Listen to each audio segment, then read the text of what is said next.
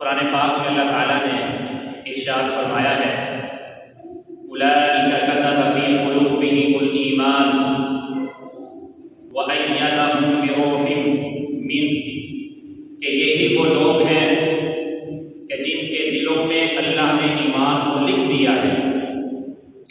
اور ایک جگہ پہ ارشاد فرمایا اولئک الذین امتحن اللہ قلوبہم للتقوی، یہی وہ لوگ ہیں یعنی صحابہ کرام، نبی کی جماعت، جن کے دلوں کو اللہ نے تقوی کے لیے چن لیا ہے۔ وَأَيَّدَهُمْ بِرُوحٍ مِّنْهُ، اور اپنی جانب سے، اپنی طرف سے روح القدس کے ساتھ اللہ نے ان کی تائید فرمائی ہے۔ وَيُدْخِلُهُمْ جَنَّاتٍ تَجْرِي مِن تَحْتِهَا الْأَنْهَارُ خَالِدِينَ فِيهَا، اللہ تعالیٰ ارشاد فرماتے ہیں کہ یہ جتنے بھی صحابہ کرام ہیں، جتنے بھی صحابی ہیں، اللہ نے ان کے لیے جنت کے داخلے کا اعلان فرما دیا ہے، اور اللہ نے یہ بھی اعلان فرما دیا رضی اللہ عنہم ورضوا عنہ، کہ اللہ ان سے راضی ہے اور وہ اللہ سے راضی ہیں۔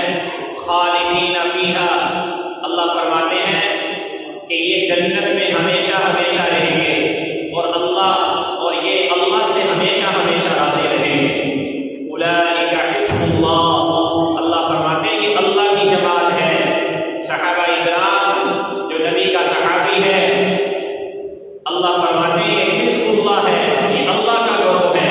الا ان حزب اللہ هم المفلحون، اللہ فرماتے ہیں سن لو کہ بے شک جو اللہ کا گروہ ہے، جو اللہ کی جماعت ہے، یہی کامیاب ہے۔ صحابی کسے کہتے ہیں؟ صحابی کہتے ہیں جس نے ایمان کی حالت میں نبی کریم صلی اللہ علیہ وسلم کی زیارت کی ہو، اور پھر ایمان ہی کی حالت میں موت آئی۔ ایمان کی حالت میں نبی کریم صلی اللہ علیہ وسلم کی زیارت کی ہو، اور پھر ایمان ہی کی حالت میں اس کی موت آئی ہو، اس کو کہتے ہیں صحابی، کہ یہ نبی کا صحابی ہے۔ اور جتنے بھی صحابہ کرام ہیں، سب صحابہ کرام جنتی ہیں، محفوظ عن الخطا ہیں۔ صحابہ کرام کے بارے میں یہ عقیدہ ہے کہ یہ اللہ نے ان کو غلطیوں سے محفوظ کر دیا ہے۔ سبحان اللہ۔ دوسرے نمبر کے خلیفہ حضرت عمر بن الخطاب رضی اللہ تعالی عنہ، بڑے عظیم صحابی ہیں، بڑے ہی بہادر صحابی ہیں، نبی کریم صلی اللہ علیہ وسلم کے داماد ہیں۔ نبی کریم صلی اللہ علیہ وسلم کو نبی کریم صلی اللہ علیہ وسلم نے حضرت عمر کو فاروق کا لقب عطا فرمایا۔ قرآن کے بارے میں اللہ فرماتے ہیں تبارک الذی نزل الفرقان، یہ جو کتاب ہے یہ فرقان ہے، اور فرقان کا معنی ہے حق اور باطل میں فرق کرنے والی، حق اور باطل کو جدا جدا کرنے والی۔ جناب نبی کریم صلی اللہ علیہ وسلم نے حضرت عمر رضی اللہ تعالی عنہ کو فاروق کا لقب عطا فرمایا، تو فاروق کا معنی بھی یہی ہے حق اور باطل میں فرق کرنے والا۔ نبی کریم صلی اللہ علیہ وسلم کی خدمت میں ایک یہودی اور ایک منافق آئے اپنی کسی بات کا فیصلہ کروانے کے لیے۔ نبی کریم صلی اللہ علیہ وسلم نے یہودی کے حق میں فیصلہ کر دیا، منافق کو یہ اچھا نہیں لگا، تو منافق جو تھا وہ پھر حضرت عمر فاروق رضی اللہ عنہ کی خدمت میں گیا، جا کر کہنے لگا، سارا قصہ سنایا کہ ہمارے درمیان یہ جھگڑا ہے، اور نبی کریم صلی اللہ علیہ وسلم نے یہودی کے حق میں فیصلہ کیا ہے، میں آپ سے فیصلہ کروانے آیا ہوں۔ حضرت عمر رضی اللہ تعالیٰ عنہ نے فرمایا تو یہی ٹھہر ذرا، اندر تشریف لے گئے، تلوار لے کے آئے اور اس منافق کی ادھر ہی گردن اڑا دی۔ نبی کریم صلی اللہ علیہ وسلم کی خدمت میں پہنچے، آپ کو اس واقعے کی اطلاع مل چکی تھی، آپ صلی اللہ علیہ وسلم بڑے خوش ہوئے۔ اس موقع پہ نبی کریم صلی اللہ علیہ وسلم نے حضرت عمر کو فاروق کا لقب عطا فرمایا۔ یہ قرآن جو اللہ کی کتاب ہے، یہ فرقان ہے، تو یہ عمر، یہ فاروق ہے۔ سبحان اللہ۔ نبی کریم صلی اللہ علیہ وسلم نے ارشاد فرمایا کہ میں سویا ہوا تھا، جو نبی کی خواب ہوتی ہے وہ بھی وحی بالکل سچ ہوتی ہے۔ صلح حدیبیہ کا واقعہ آپ نے پڑھا ہے، اس کے پس منظر میں یہی خواب تھی نبی کریم صلی اللہ علیہ وسلم کی کہ آپ نے خواب میں دیکھا تھا کہ میں اور میری جماعت صحابہ اکرام بیت اللہ شریف میں داخل ہوئے ہیں، ہم نے عمرہ کیا ہے۔ تو جو نبی کا خواب ہے وہ سچ اور وحی کی طرح ہوتا ہے۔ آپ نے ارشاد فرمایا انا نائم شربت اللبن، کہ میں سویا ہوا تھا، میں نے دودھ پیا اور اتنا زیادہ دودھ پیا کہ میں نے سیرابی کو اپنے ناخنوں میں دیکھا کہ میں خوب سیر ہو گیا۔ پھر اس کے بعد میں نے وہ دودھ عمر کو دیا، وہ دودھ پھر عمر نے پیا۔ صحابہ اکرام نے پوچھا یا رسول اللہ اس کی تعبیر کیا ہے؟ آپ نے ارشاد فرمایا اس کی تعبیر علم ہے، اس کی تعبیر علم ہے۔ نبی کریم صلی اللہ علیہ وسلم نے اپنا دودھ کا پیالہ پی کے حضرت عمر کو دیا، تو نبی کریم صلی اللہ علیہ وسلم کا علم کتنا ہے؟ آپ کے علم کی انتہا نہیں ہے، بہت زیادہ علم اللہ نے عطا فرمایا۔ تو آپ نے دودھ کا پیالہ حضرت عمر کو عطا کیا، تو حضرت عمر کا علم کتنا ہوگا؟ ایک موقع پہ آپ نے ارشاد فرمایا میں سویا ہوا تھا، میرے سامنے لوگوں کو پیش کیا گیا، لوگوں نے قمیضیں پہنی ہوئی تھی، کچھ نے قمیضیں سینے تک پہنی تھی، کچھ کی سینوں کے نیچے تک تھی، لیکن جب حضرت عمر میرے سامنے پیش کیے گئے تو ان کی قمیض ان کے جسم سے پیچھے نیچے لٹک رہی تھی اور قمیض کو گھسیٹ کر چل رہے تھے۔ صحابہ کرام نے پوچھا یا رسول اللہ اس کی کیا تعبیر ہے؟ حضور نے ارشاد فرمایا اس کی تعبیر دین ہے، کہ یہ دین پہ کتنا چلنے والے ہیں۔ تو حضرت عمر رضی اللہ تعالیٰ عنہ کتنے دین پہ چلنے والے تھے؟ نبی کریم صلی اللہ علیہ وسلم دعائیں کر رہے ہیں اللہم اعز الاسلام بأحب هذین الیک بعمر بن ہشام او بعمر بن الخطاب۔ اللہ سے دعا کر رہے ہیں کہ اے میرے پروردگار یہ جو دو آدمی ہیں عمر بن ہشام یعنی ابو جہل اور عمر بن الخطاب، ان دو میں سے جو آپ کو زیادہ محبوب ہے ان سے اسلام کو عزت عطا فرمائیں، ان سے اسلام کو تقویت عطا فرمائیں۔ اور ایک روایت میں آتا ہے نبی کریم صلی اللہ علیہ وسلم یہ بھی دعا کرتے تھے اللہم اعز الاسلام بعمر بن الخطاب، کہ اللہ عمر بن الخطاب کے ذریعے اسلام کو عزت اور قوت عطا فرما۔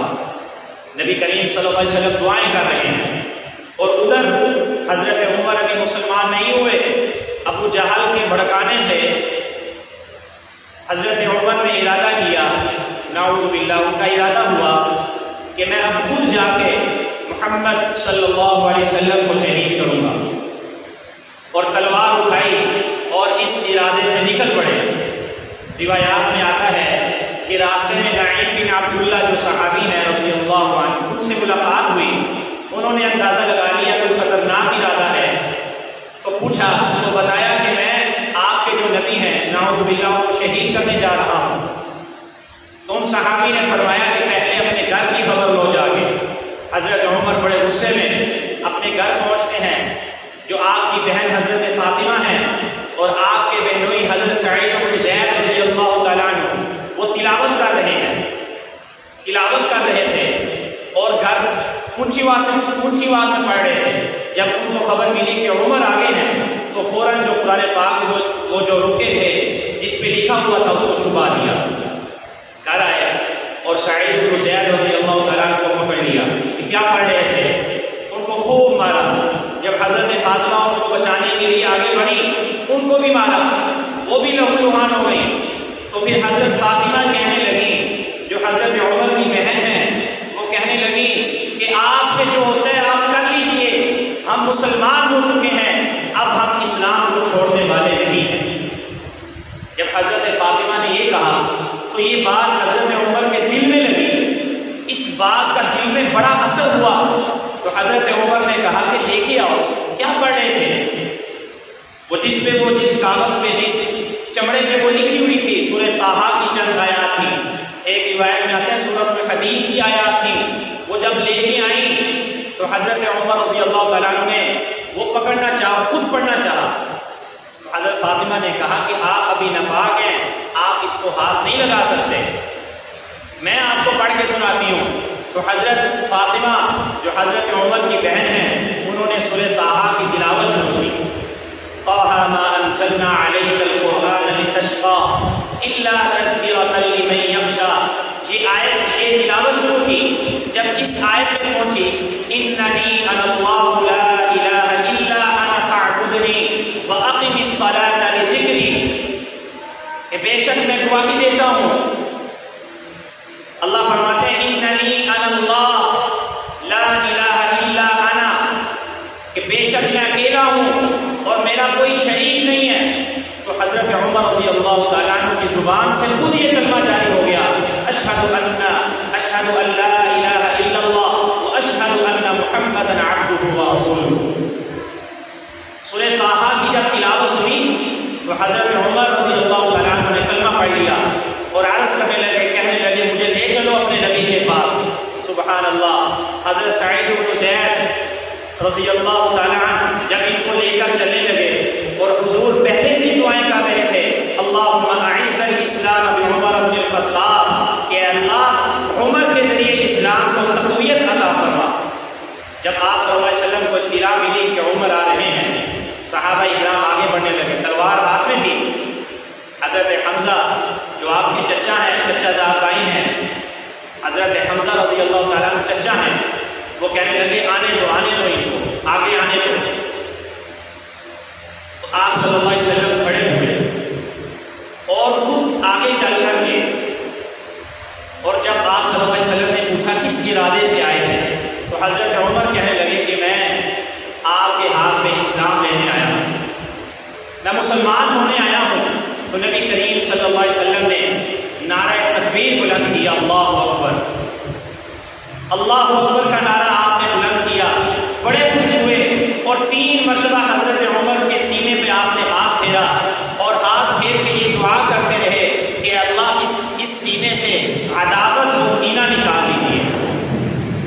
ابھی یہ بات چل ہی رہی تھی کہ حضرت جبرائیل علیہ السلام اتر آئے اور نبی کریم صلی اللہ علیہ وسلم کو آ کر کہنے لگے کہ آج جو آسمانوں کے فرشتے ہیں وہ عمر کے اسلام لانے سے ایک دوسرے کو مبارکباد دے رہے ہیں کہ آج عمر کے اسلام لانے سے فرشتے بھی ایک دوسرے کو مبارکباد دے رہے ہیں. سبحان اللہ. جب تک حضرت عمر رضی اللہ تعالیٰ عنہ مسلمان نہیں ہوئے تھے نبی کریم صلی اللہ علیہ وسلم دار ارقم میں نماز پڑھا کرتے تھے, چھپ کے نماز پڑھا کرتے تھے. جب نماز کا وقت ہوا تو نبی کریم صلی اللہ علیہ وسلم وہی نماز پڑھنے لگے. حضرت عمر عرض کرنے لگے یا رسول اللہ اب مکہ میں بیت اللہ شریف میں کھل کے جا کے نماز پڑھیں گے, میں اس کا سامنا کروں گا جو ہمیں روکتا ہے. سبحان اللہ. نبی کریم صلی اللہ علیہ وسلم نے پھر بیت اللہ شریف میں جا کے نماز ادا فرمائی. اللہم اعز الاسلام بعمر بن الخطاب. آپ صلی اللہ علیہ وسلم کی دعا کرتے رہے کہ اللہ اسلام کو عزت عطا فرما, اسلام کو تقویت عطا فرما. اور پھر اللہ تعالیٰ نے کیسی اسلام کو تقویت عطا فرمائی کہ نبی کریم صلی اللہ علیہ وسلم فرمایا کرتے تھے ان اللہ جعل الحق علی لسان عمر وقلبہ کہ اللہ تعالیٰ نے عمر کی زبان اور عمر کے دل پہ حق بات جاری کر دی ہے کہ عمر کی زبان پہ جو بات آتی ہے وہ حق والی بات ہوتی ہے. جعل الحق علی لسان عمر وقلبہ کہ اللہ نے عمر کی زبان اور عمر کے دل پہ کیا جاری کر دی ہے, حق بات جاری کر دی ہے. اور خود فرمایا کرتے تھے کہ اللہ تعالیٰ نے کئی موقعوں پہ میری موافقت کی ہے یا میں نے اللہ تعالیٰ کی موافقت کی ہے. جو حضرت عمر نے کہا جو رائے دی اللہ تعالیٰ نے اسی رائے کے مطابق آیات نازل فرما دی. حضرت عبداللہ بن عمر رضی اللہ تعالیٰ عنہ کہتے ہیں کہ جب کوئی مشکل معاملہ پیش آ جاتا تھا سارے لوگ رائے دیتے تھے, حضرت عمر بھی رائے دیتے تھے. جو حضرت عمر کی رائے ہوتی تھی اللہ تعالیٰ وہی آیات نازل فرما دیتا تھا, وہی آیات قرآن کی بنا کے نازل فرما دیتا تھا. غزوہ بدر کے بعد جب قیدی آئے نبی کریم صلی اللہ علیہ وسلم نے مشورہ کیا صحابہ کرام سے کیا کرنا چاہیے. حضرت ابو بکر رضی اللہ تعالیٰ نے مشورہ دیا فدیہ لے کر چھوڑ دیا جائے اور جو پڑھے لکھے لوگ ہیں ان کا فدیہ یہی ہونا چاہیے کہ یہ ہمارے بچوں کو سکھلا دیں. حضرت عمر رضی اللہ تعالیٰ سے مشورہ لیا, آپ نے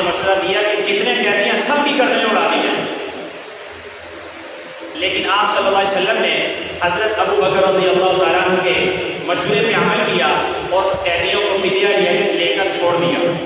اور قرآن پاک میں سورۃ الانفال کی آیت ہے 10ویں پارے میں یہ آیت اللہ تعالیٰ نے نازل فرما دی، ما کان لنبی ان یکون لہ اسریٰ، کہ کسی نبی کے لیے یہ نہیں کہ اس کے پاس قیدی ہوں، ان یثخن فی الارض، کہ وہ قیدیوں کا خون بہائے بغیر ان کو رہا کر دے۔ تریدون عرض الدنیا، آپ دنیا کے ثواب کا ارادہ رکھتے ہیں، واللہ یرید الآخرہ، اور اللہ تو آخرت کا ارادہ رکھتے ہیں۔ نبی کریم صلی اللہ علیہ وسلم نے فرمایا کہ ہم نے عذاب کو میں نے اپنی آنکھوں سے قریب میں دیکھا ہے۔ تو اللہ تعالیٰ نے حضرت عمر کی رائے کے مطابق آیات نازل فرما دی۔ ایک مرتبہ نبی کریم صلی اللہ علیہ وسلم کے ساتھ طواف کر رہے ہیں، تو جب مقام ابراہیم کے پاس گزرنے لگے تو حضرت ابراہیم نے پوچھا یا رسول اللہ یہ کیا ہے؟ تو آپ نے فرمایا کہ یہ ہمارے باپ ابراہیم کا مقام ہے۔ تو حضرت عمر کہنے لگے یا رسول اللہ تو ہم کیوں نہ اس کو نماز پڑھنے کی جگہ مقرر کر لیں؟ تو نبی کریم صلی اللہ علیہ وسلم کی عادت شریفہ تھی، خاموش ہو جایا کرتے تھے، وحی کا انتظار فرماتے تھے۔ تو اللہ تعالیٰ نے فوراً یہ وحی نازل فرما دی، وَاتَّخِذُوا مِن مَّقَامِ إِبْرَاهِيمَ مُصَلًّى، کہ مقام ابراہیم کو مصلی کے لیے مقرر کر لیجیے، نماز پڑھنے کے لیے اس کو مقرر کر لیجیے۔ 15 سے 20 آیات موافقات عمر کے نام سے مشہور ہیں۔ نبی کریم صلی اللہ علیہ وسلم بہت اصرار کرتے رہے، یا رسول اللہ اپنی ازواج کو، اپنی بیویوں کو جو ہماری مائیں ہیں ان کو پردے کا حکم دیں۔ آپ کے پاس ہر شخص آتا ہے مسئلہ پوچھنے کے لیے، آپ ان کو پردے کا حکم کر دیجیے، یہ پردہ کیا کریں، اپنے اوپر چادریں لٹکائے رکھیں۔ نبی کریم صلی اللہ علیہ وسلم کو اس بات کا بار بار اصرار کرتے رہے، لیکن بالآخر اللہ تعالیٰ نے یہ آیات نازل فرما دی، یا ایھا النبی قل لازواجک، اے نبی کہہ دیجیے اپنی بیویوں کو، وبناتک اپنی بیٹیوں کو، ونساء المؤمنین اور مومن عورتوں کو، یدنین علیہن من جلابیبہن، کہ اپنے اوپر یہ بڑی چادریں لٹکا کے رکھا کریں، ذالک ادنی ان یعرفن فلا یؤذین، تاکہ ان کو پہچان لیا جائے اور پھر ان کو تکلیف نہ دی جائے۔ موافقات عمر کے نام سے بڑی آیات ہیں، لیکن وقت کم ہے۔ حضرت عمر رضی اللہ تعالیٰ عنہ نبی کریم صلی اللہ علیہ وسلم سے، آپ کے گھر والوں سے بڑی محبت کیا کرتے تھے۔ آپ کی بیٹی حضرت حفصہ حضرت نبی کریم صلی اللہ علیہ وسلم کے نکاح میں تھی، حضرت علی کی بیٹی حضرت فاطمہ کی بیٹی فاطمہ کے پیٹ سے تھی حضرت ام کلثوم رضی اللہ، حضرت ام کلثوم وہ حضرت عمر کے نکاح میں تھی۔ سن 17 ہجری میں خود حضرت عمر نے حضرت علی رضی اللہ تعالیٰ عنہ سے عرض کیا کہ آپ اپنی بیٹی ام کلثوم کا رشتہ مجھے دے دیں، تو حضرت علی رضی اللہ تعالیٰ عنہ نے بڑی خوشی سے حضرت عمر کے نکاح میں دے دی۔ حضرت ام کلثوم حضرت فاطمہ کے پیٹ سے تھی، ان کی بیٹی تھی، اور حضرت علی رضی اللہ تعالیٰ عنہ فرمایا کرتے تھے کہ اللہ تعالیٰ نے عمر کی زبان پہ تو حق جاری کر دیا ہے، جب بولتے ہیں تو آپ کی بات پہ سکینت نازل ہوتی ہے، آپ کی بات میں وقار اور سنجیدگی اترتی ہے۔ ایک مرتبہ ایران جب فتح ہوا، وہاں سے مال غنیمت آیا، حضرت سعد بن ابی وقاص رضی اللہ تعالیٰ عنہ مال غنیمت لے کر آئے اور سارا مال سامنے لا کر رکھ دیا، اور کہنے لگے کہ عمر امیر المؤمنین، کہ وہ جگہ جہاں سے مال ملنے کی امید بھی نہیں تھی، آپ کے جو فوجی تھے، آپ کے جو سپہ سالار تھے، وہاں جا کے وہ مال لے کر آئے ہیں، لیکن انہوں نے اس مال میں خیانت نہیں کی، سوئی کے برابر بھی خیانت نہیں کی۔ حضرت عمر رونے لگے، پیچھے حضرت علی رضی اللہ تعالیٰ عنہ کھڑے تھے، انہوں نے کندھے پہ ہاتھ مارا اور کہنے لگے عمر کیوں روتے ہو، جب تو نہیں خیانت کرتا تو تیری رعایا کیسے خیانت کرے گی؟ سبحان اللہ۔ ایک مرتبہ حضرت عمر رضی اللہ تعالیٰ عنہ ممبر پہ خطبہ جمعہ ارشاد فرما رہے تھے، حضرت حسین رضی اللہ تعالیٰ عنہ بھی لڑک پن میں تھے، آپ کا بچپنا تھا، تو موج میں آ کر کہنے لگے کہ یہ جو خطبہ دے رہا ہے نا، یہ ہمارا غلام ہے۔ یہ کون ہے؟